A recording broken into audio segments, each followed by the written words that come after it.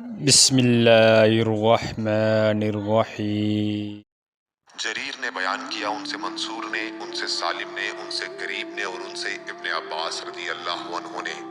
کہ رسول اللہ صلی اللہ علیہ وسلم نے فرمایا، جب تم میں سے کوئی اپنی بیوی کے پاس جانے کا ارادہ کرے اور یہ دعا پڑھ لے، شروع اللہ کے نام سے، اے اللہ ہمیں شیطان سے دور رکھنا، اور تو جو بچہ عطا کرے اسے بھی شیطان سے دور رکھنا، تو اسی صحبت میں ان دونوں سے کوئی بچہ نصیب ہوا تو شیطان اسے کبھی نقصان نہیں پہنچا سکے گا۔ فضیل نے بیان کیا، ان سے منصور نے، ان سے ابراہیم نے، ان سے حمام نے، ان سے عدی بن حاتم رضی اللہ عنہ نے کہ میں نے نبی کریم صلی اللہ علیہ وسلم سے پوچھا کہ میں اپنے سدھائے ہوئے کتے کو شکار کے لیے چھوڑتا ہوں۔ حضرت صلی اللہ علیہ وسلم نے فرمایا کہ جب تم سدھائے ہوئے کتے کو چھوڑو اور ان کے ساتھ اللہ کا نام بھی لے لو، پھر وہ کوئی شکار پکڑے اور اسے کھائے نہیں تو تم اسے کھا سکتے ہو،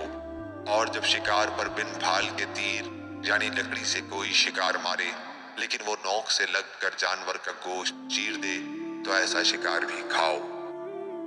ابو ذر رضی اللہ عنہ نے بیان کیا کہ نبی کریم صلی اللہ علیہ وسلم جب رات میں لیٹنے جاتے تو کہتے،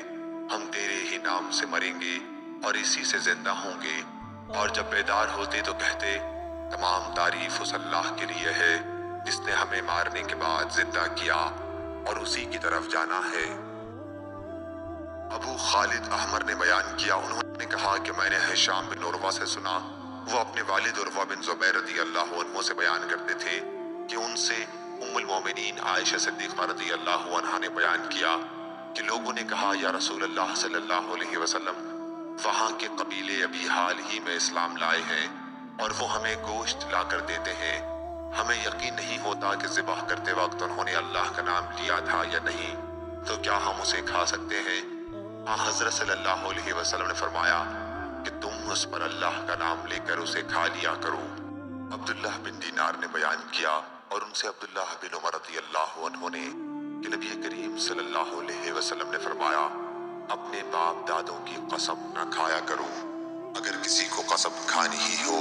تو اللہ کے نام کی قسم کھائے ورنہ خاموش رہے۔ کہ ابو ہریرہ رضی اللہ عنہ نے بیان کیا کہ نبی کریم صلی اللہ علیہ وسلم نے عزل اور قارہ والوں کو درخواست پر 10 اکابر صحابہ رضی اللہ عنہم کو، جن میں خبیب رضی اللہ عنہ بھی تھے، ان کے ہاں بھیجا۔